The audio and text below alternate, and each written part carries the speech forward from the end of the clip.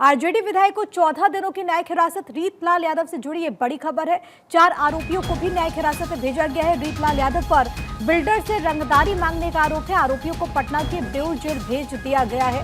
आज सुबह ये खबर सामने आई कि दरअसल आरजेडी विधायक ने दानापुर के कोर्ट में सरेंडर किया, आत्मसमर्पण उन्होंने किया और उसके बाद उन्हें जुडिशियल कस्टडी में भेज दिया गया है। रंगदारी मांगने का आरोप है। हालांकि पहले से ही वो विवादों में रहे। आपको याद होगा कि बीते दिनों उनके आवास पर, उनके ठिकानों पर टीम पहुंची भी थी, रेड मारी गई थी और इस दौरान कहा गया है कि यहाँ पर कैश की बरामदगी हुई है, ज्वेलरीज मिले हैं, इसके अलावा कई सारे डॉक्यूमेंट्स भी मिले थे। उसके बाद से रीतलाल यादव को पकड़ने के लिए अलग अलग जगहों पर दबिश दी जा रही थी। अभी तक जो जानकारी सामने आई कि 77 लाख रुपए के ब्लैंक चेक भी मिले थे, जमीनों के दस्तावेज, 6 पेन ड्राइव, एक वॉकी टॉकी भी बरामद की गई थी। और अब इस पूरे मामले में जाहिर है कि जो पूरा लीगल प्रोसेस है वो यहाँ पर देखने को मिलेगा। लेकिन जिस तरीके से उन्होंने सरेंडर किया, आत्मसमर्पण के बाद उन्हें जुडिशियल कस्टडी में भेज दिया गया है। आत्मसमर्पण करने वालों में केवल रीतलाल यादव ही नहीं है, बल्कि 4 और आरोपी बताए जा रहे हैं जो कि यहाँ पर पहुंचे थे और कोर्ट में आकर के उन्होंने सरेंडर कर दिया, क्योंकि इनको पकड़ने के लिए अलग अलग जगहों पर पुलिस लगातार पहुंच रही थी। हालांकि अब सवाल ये है कि आखिरकार आरजेडी विधायक कितने दिनों से बचकर कहां रह रहे थे, कौन लोग उनकी सहायता कर रहे थे, क्योंकि जब वहां पर उनके घर पर आवास पर पुलिस की टीम पहुंची थी, दबिश दी जा रही थी, तब आरजेडी विधायक का कुछ पता नहीं चल रहा था। लेकिन आज आकर के वो सरेंडर कर देते और अब खबर ये है कि उन्हें 14 दिनों की जुडिशियल कस्टडी में भेज दिया गया है और पटना में, क्योंकि बेऊर जेल है, वहां पर उनको भेज दिया गया है। ये एक बड़ी खबर है जो कि बिहार से सामने आ रही है और क्योंकि बिहार में इसी साल के आखिर में चुनाव भी होने वाला है, तो ऐसे में जाहिर है कि आरजेडी विधायक से जुड़ा हुआ ये जो पूरा मामला है वो आरजेडी की मुश्किल एक तरीके से कम उस पूरे इलाके में बढ़ा सकता है। मेरे साथ सर्वेश सिंह, मेरे सहयोगी, तमाम जानकारी के साथ इस वक्त कनेक्टेड हैं।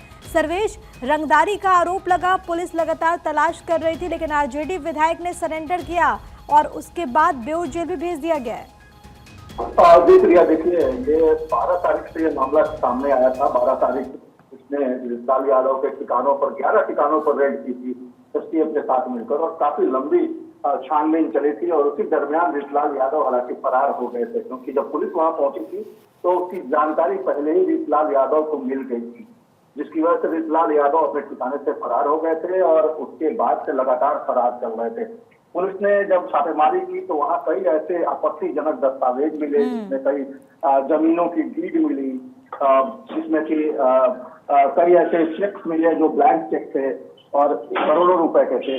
तो इस तरह की जानकारी जब पुलिस के हाथ लगी और जब ये बिल्डर ने आरोप लगाया कि उससे रंगदारी मांगी जा रही है, तो उसके भी कई सबूत वहां पे मिले, जिसके बाद पुलिस ने मुकदमे को जो एफआईआर किया गया था उसको सही मानते हुए आगे की कार्रवाई की और जब आगे की कार्रवाई हुई तो इसमें साफ तौर पर स्पष्ट हुआ कि रीतलाल यादव जो है उनकी भूमिका संदिग्ध पाई गई और उसके बाद रीतलाल यादव के खिलाफ जो है इस मामले में छानबीन तेज कर दी गई।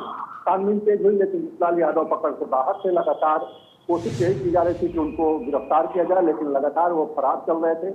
आज सुबह तड़के 7:30 बजे के आसपास उन्होंने प्रियंका कुमारी कोर्ट में समर्पण किया। समर्पण करने के बाद जब वहां पहुंचे तो वहां पे इनके वकील ने कोई जमानत याचिका दायर नहीं की। उनके वकील का कहना था कि कोर्ट का पहले रुख देखेंगे, उसके बाद आगे की कार्रवाई करेंगे। तो सरेंडर करने वालों में रीतलाल यादव के अलावा उनके भाई पिंकू यादव और श्रवण के अलावा एक और अन्य सहयोगी जिसका कि एफआईआर में नाम है, ये 4 लोगों ने सरेंडर किया। इन 4 लोगों को 14 दिनों की न्यायिक हिरासत में बेऊर जेल फिलहाल भेज दिया गया है। लेकिन अब आगे की पूरी प्रक्रिया क्या होगी, क्योंकि जिस तरीके से बरामदगी हुई और जिसका आप भी जिक्र कर रहे थे, जमीनों के लेन देन को लेकर के कुछ पेन ड्राइव्स भी वहां पर मिले थे, इस संबंध में भी पुलिस को तो जाहिर है ना कि जवाब चाहिए होगा आरजेडी विधायक से। तो अब आगे की पूरी प्रक्रिया इस लिहाज से कैसे बढ़ेगी सर्वेश? देखिए, पुलिस इस मामले में रिमांड पर ले सकती है रीतलाल यादव को, क्योंकि जिस तरीके के दस्तावेजी प्रमाण वहां से प्राप्त हुए हैं उससे कहीं ना कहीं पुलिस को इनके खिलाफ जो आरोप हैं वो पुख्ता होते हैं और आरोपों की पुष्टि होती है। तो उन आरोपों की पुष्टि जब हो गई एक तरीके से, जो बरामदगी है उसके हिसाब से, तो अब उसमें पूछताछ होगी। रीतलाल यादव की संलिप्तता किस हद तक थी, क्या उन्होंने और कितने लोगों से इस तरह से रंगदारी मांगी। हालांकि कई मुकदमे पहले से भी रंगदारी के रीतलाल यादव पर चल रहे हैं, हत्या के मुकदमे चल रहे हैं, जमीन हड़पने के मामले चल रहे हैं। तो ऐसे कई आपराधिक मामले हैं जो रीतलाल यादव उस मामलों में भी पहले जेल जा चुके हैं। तो फिलहाल ये मामला जो है इसमें कहीं ना कहीं पुख्ता आधार पुलिस के पास है। पुलिस अब इस मामले में रिमांड पर लेकर रीतलाल यादव से पूछताछ कर सकती है और रीतलाल यादव की तरफ से आगे की कार्रवाई यही होगी कि पहले दानापुर से सिविल कोर्ट में अपील की जाएगी, इस उनके जेल भेजे जाने के खिलाफ उन जमानत याचिका दायर की जाएगी और वहाँ से जमानत याचिका रिजेक्ट होती है तो फिर पटना हाई कोर्ट जाना होगा रीतलाल यादव। सर्वेश, लेकिन चुनावी सीजन में इस तरीके का एलिगेशन लगना, इस तरीके का ये पूरा घटनाक्रम आरजेडी के लिए कितना बड़ा डेंट मांग करके चले, या फिर ये समझा जाए क्योंकि ये पहला मामला नहीं है जब बिहार में किसी जनप्रतिनिधि पर इस तरीके का कोई मामला दर्ज हुआ हो, इससे पहले भी ऐसे केसेस आते रहे हैं, क्या ये फिर मांग करके चला जाए कि ऐसा तो होता ही रहता है, इससे ज्यादा नुकसान नहीं होने वाला चुनावी दौर में आरजेडी को? देखिए, कल बीजेपी ने अपने एक्स हैंडल पे एक पोस्ट जारी किया था जिसमें उस पोस्ट में 3 तस्वीरें थी, एक रीतलाल यादव की, एक शंभूनाथ यादव की और एक मनोज यादव की। ये तीनों जो विधायक हैं और तीनों आरजेडी के ही विधायक हैं, तीनों आपराधिक मामलों में फरार चल रहे थे। हालांकि रीतलाल यादव आज जेल भेजे जा चुके हैं, 2 अन्य जो हैं वो अभी भी फरार चल रहे हैं।